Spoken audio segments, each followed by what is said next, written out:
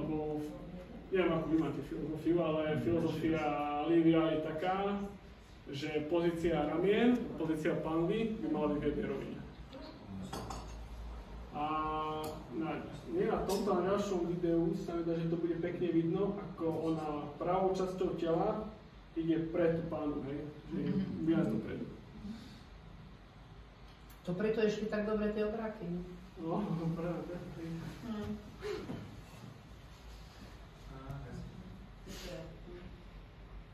A tu všetko ide abdukciu, flexiu, celé proste toho tela, ako sa hýbe.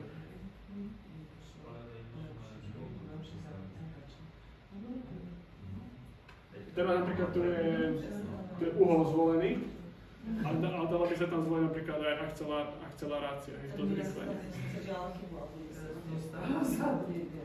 No? Môžeme ďalej?